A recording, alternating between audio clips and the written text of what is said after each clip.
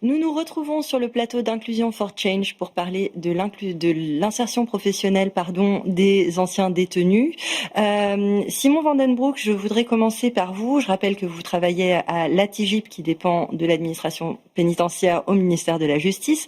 Comment d'abord est-ce qu'on peut mieux faire pour mieux articuler formation et projet professionnel à la sortie de prison ? Alors avant tout, bonjour et merci de votre invitation et de me donner l'occasion de parler de la mission que nous portons au sein du ministère de la Justice pour favoriser l'insertion professionnelle des personnes placées sous main de justice. Effectivement, nous, notre souhait, c'est de faire de la peine un temps qui soit utile à la personne, à la fois pour réparer le passé, mais aussi surtout pour préparer l'avenir. Et c'est pour ça, et au regard des enjeux de lutte contre la récidive que vous avez rappelé précédemment, que le ministère a choisi d'engager autant d'énergie et de mobilisation autour de cette question de l'insertion professionnelle et de la formation que vous soulignez dans votre question. Et effectivement, au regard des enjeux de qualification, de compétences que vous rappeliez également, nous souhaitons faire du temps de la peine un moment qui permette aux personnes détenues de développer leurs compétences à travers différents leviers, leur donner l'occasion de pratiquer une expérience professionnelle à travers le travail pénitentiaire, donc l'occasion de travailler au sein de l'établissement pénitentiaire pendant leur détention, le levier de la formation professionnelle en déployant des formations certifiantes en collaboration étroite avec les régions qui financent la formation professionnelle en détention, et le troisième levier, celui de l'accompagnement pour accompagner les personnes dans l'élaboration d'un projet professionnel, la préparation des recherches, des démarches de recherche d'emploi qu'elles réaliseront, et la préparation de la sortie pour que, à la sortie, elles puissent être prises en charge dans le cadre de programmes d'accompagnement qui leur permettront de retrouver, on l'espère, au plus vite un emploi.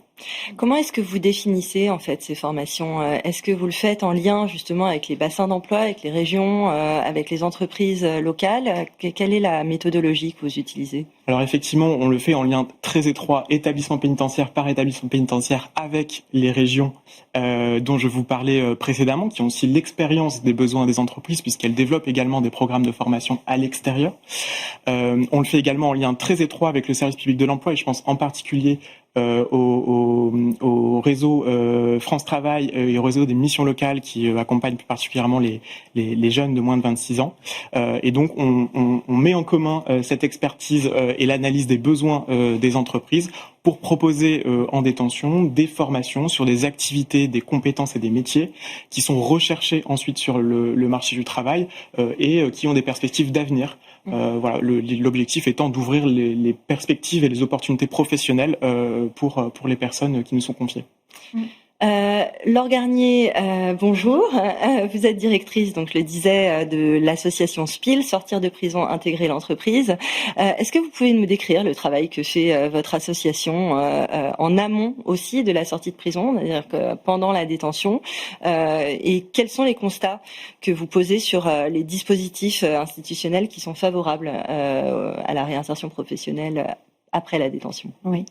Alors oui, sortir de prison, intégrer l'entreprise intervient ce qu'on appelle le dedans-dehors. Donc on commence l'accompagnement individuel avec l'administration pénitentiaire qui nous oriente des personnes qui sont a priori prêtes et volontaires pour commencer à réfléchir à la sortie. Donc ça se prépare en amont, parfois elles ont travaillé dedans, parfois elles ont suivi des formations, bien sûr. Donc on essaye de valoriser tout ça et surtout de construire un projet. Et on suit ce projet dehors, puisque voilà, on a un accompagnement, on signe un contrat d'engagement avec ces personnes, donc on les suit aussi dehors, toujours avec l'administration pénitentiaire.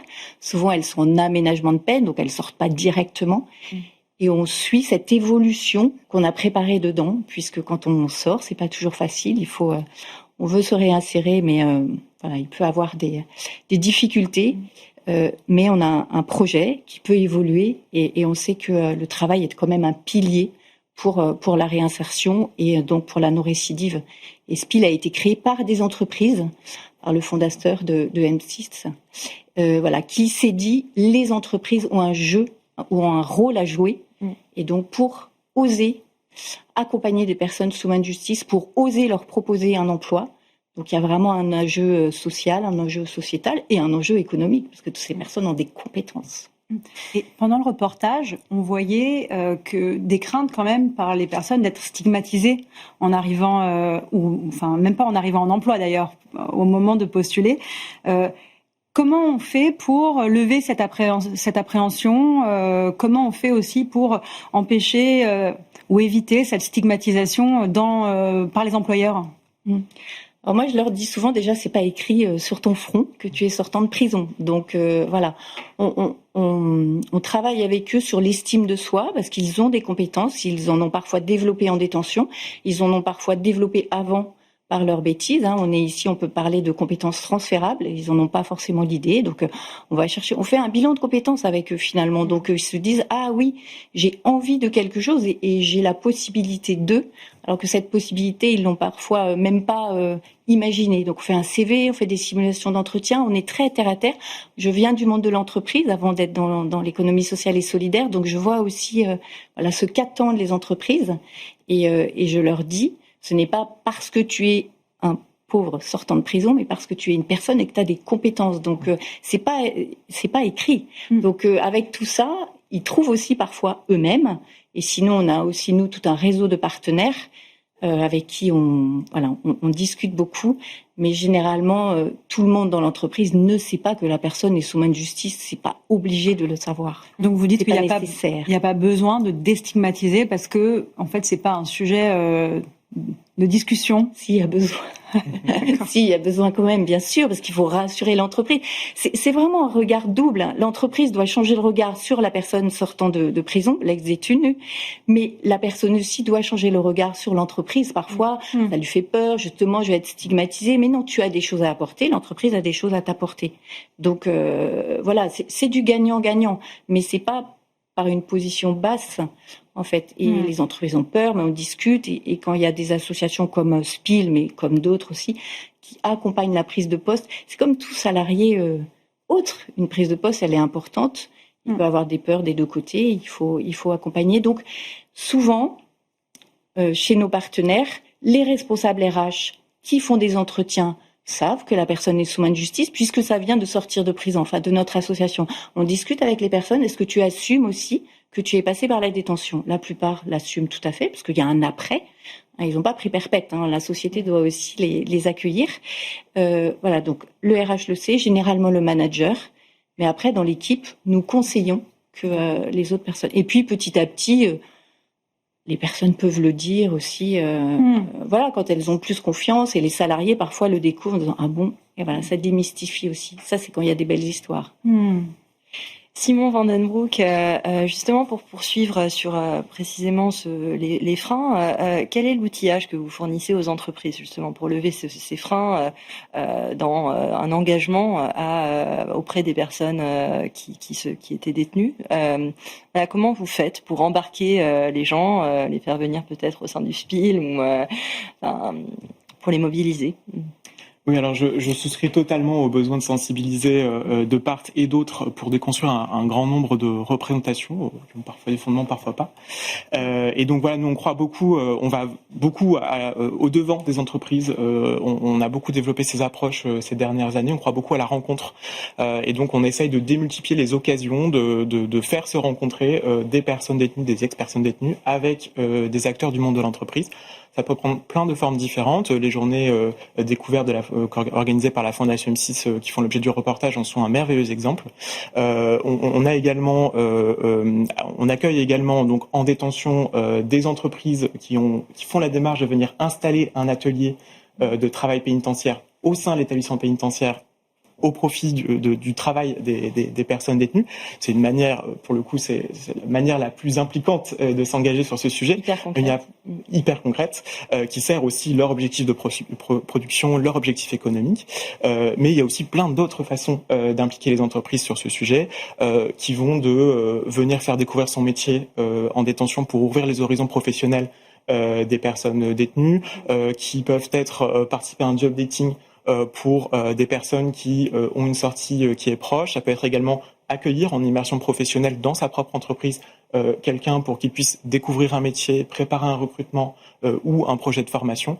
Ça peut être également s'impliquer dans de l'alternance pour accueillir au sein de son entreprise quelqu'un qui est dans un parcours de formation de façon complémentaire. Voilà, donc il y a plein de façons d'organiser cette rencontre et c'est ce qu'on a cherché à développer ces dernières années et ce qu'on cherche aujourd'hui encore à réaliser. Et toutes ces expériences remportent un succès. Enfin, c'est notamment les ateliers. J'imagine que c'est très concret et ça permet même aux gens aux employeurs de trouver des candidats intéressants. Oui, je vous le confirme, on a plein de belles histoires de ce type, de personnes qui ont travaillé pour certaines entreprises au sein des établissements pénitentiaires et qui, à leur sortie, se voient proposer des postes et des suites de parcours au sein de ces entreprises.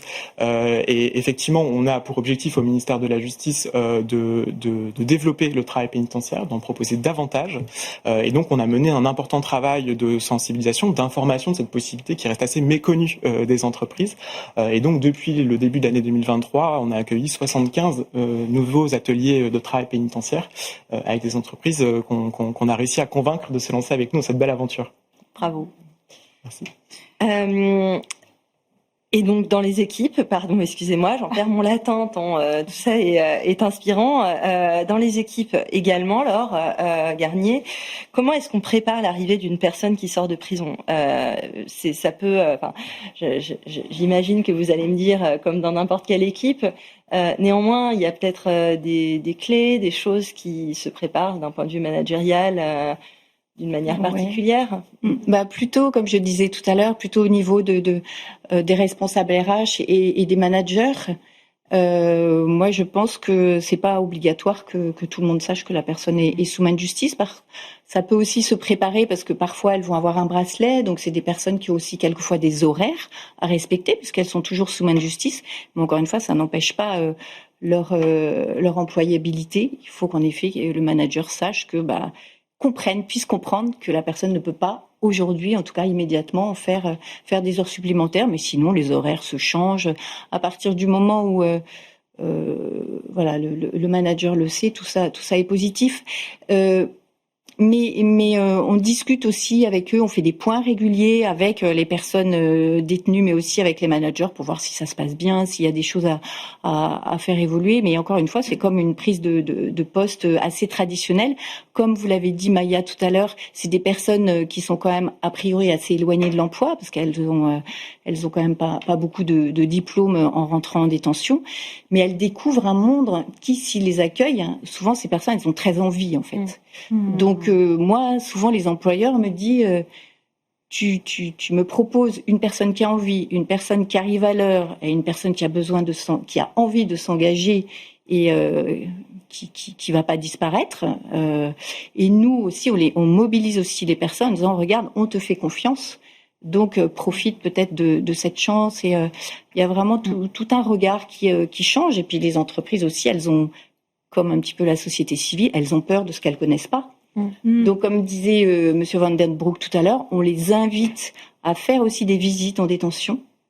Donc avec l'administration pénitentiaire, des directeurs d'établissement, des directeurs de SPIP, on a cette possibilité aussi d'inviter des entreprises, des directeurs RSE ou même des patrons suivant la taille et qui peuvent rentrer en détention, non pas pour regarder avec un regard, mais pour se rendre compte que oui, il y a du travail, oui, il y a aussi parfois des formations, et que ces personnes ont besoin et envie, pour certaines en tout cas, de se réinsérer et donc il faut en profiter. Moi, j'avais peut-être une question sur, peut-être que c'est que moi, mais parfois j'ai l'impression qu'il y a une sorte de frustration parce que il y a quand même assez peu d'organisations comme SPIL en France. Il y a aussi tout simplement des sujets de financement, financement privé et public, mais surtout privé. Est-ce qu'il n'y a pas aussi un sujet de réputation ? Il y a pas beaucoup d'engagement parce que publiquement, c'est un peu compliqué pour peut-être certaines entreprises de dire je recrute des personnes qui étaient sous main de justice. Oui, peut-être, mais voilà, moi. Est-ce qu'on vous l'a dit ? Non, mais la question c'est plus qu'est-ce qu'on vous a dit et donc qu'est-ce que vous répondez à ça, quoi ? Comment vous les secouez un peu ? En fait, c'est souvent des personnes qui ont fait des délits et non pas des grands criminels ou c'est ça. Donc il faut changer le regard et c'est des personnes qui peuvent travailler, qui ont envie de travailler. Bien sûr, on accompagne, on fait venir, on rencontre aussi, on fait des rencontres avec des anciens détenus et des entreprises qui ont embauché ces personnes. Harmonia, entre autres, dans le facility management, qui a embauché quand même depuis 2 ans 10 personnes qui sont pour la plupart encore là et qui s'épanouissent. Et les entreprises assument donc de faire non seulement une partie sociale, hein, mais aussi ils sont là pour faire du business. Et les personnes sous main de justice, on leur dit on est là pour bosser. On est là pour bosser. Produire. Et donc on a besoin de toi et vice versa. Donc c'est gagnant-gagnant dans ce sens-là. Et beaucoup c'est pas simple, c'est sûr. Et d'ailleurs, j'espère qu'il y a plein d'entreprises qui vont nous appeler après, l'un et l'autre, pour nous dire oui. Je souhaite il y a encore travail. C'est aussi l'objet de cette émission. Voilà. Simon Vandenbroek, on parle de détention, mais il y a aussi des manières de contourner la détention et de l'éviter et de favoriser un avenir qui fonctionne réellement. Parmi ces leviers, il y a le travail d'intérêt général qui représente étonnamment uniquement 3,5% des peines prononcées, alors que près de 80% des tiges, si j'ai bien compris, c'est-à-dire travail d'intérêt général, sont effectués avec succès et que la récidive qui suit est beaucoup plus faible qu'après une courte peine de prison. Donc même une courte peine de prison a des conséquences bien plus fortes. Est-ce que le problème est culturel au fait de prononcer si peu de travaux, de peines de travail d'intérêt général, et est-ce que vous, à la TIGIP, vous formulez des préconisations auprès de la justice pour aller davantage vers ce genre de dispositif ? Alors effectivement, on souhaite pouvoir développer le travail d'intérêt général, qui est effectivement une peine alternative à la détention, qui est souvent proposée pour des personnes plutôt jeunes, plutôt aussi sans expérience professionnelle, et donc on souhaite profiter aussi de cette peine pour proposer aux personnes un accompagnement, les raccrocher à un parcours, une dynamique positive pour la suite de leur parcours. Alors historiquement, il y avait un sujet de place, de postes disponibles, qui était souvent réservé à certains types d'activités d'entretien bâtimentaire, d'espaces verts, et qui n'étaient pas forcément en nombre suffisant. Et donc ça a été tout le travail de la TIGIP ces dernières années, ça a été de développer cette offre de TIG qui est passée de 18 000 à 43 000 postes disponibles aujourd'hui, et de diversifier le champ des possibles pour que aussi le support de ce travail d'intérêt général ait du sens au regard de la peine et de la situation de la personne, et qu'elle permette d'y introduire des enjeux d'insertion professionnelle, des parcours d'accompagnement, etc. Donc j'allais dire, on a déjà beaucoup progressé sur les structures à même de pouvoir accueillir ces personnes.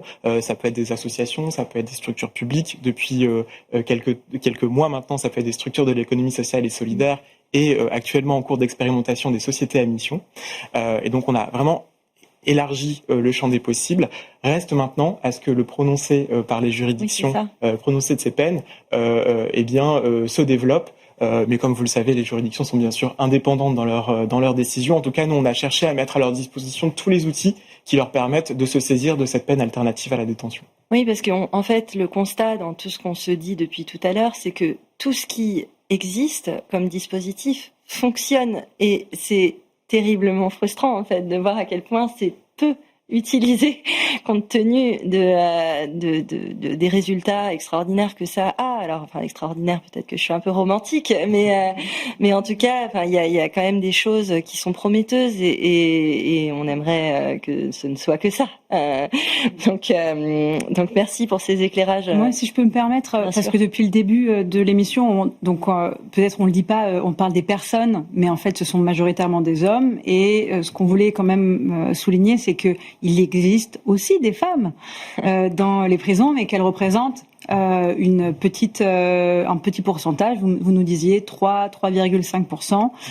Et donc là, la majorité des actions dont on a parlé, évidemment, sont pour les deux volets, les hommes et les femmes. Oui, il n'y a pas d'exclusion. Il n'y a pas de différence. Genre, Je préfère le dire. Oui, non, ça, c'est effectivement important. Et puis vous disiez en préparation de l'émission que même vous faisiez en sorte de dégenrer les formations et les dispositifs possibles. Effectivement, je vous le disais, notre objectif, c'est vraiment d'ouvrir le champ des possibles pour les personnes qui nous sont confiées. Et ça passe aussi par le fait de proposer autre chose que des formations ou des supports d'activité très genrés parce que les personnes sont des femmes ou parce que les personnes sont des hommes.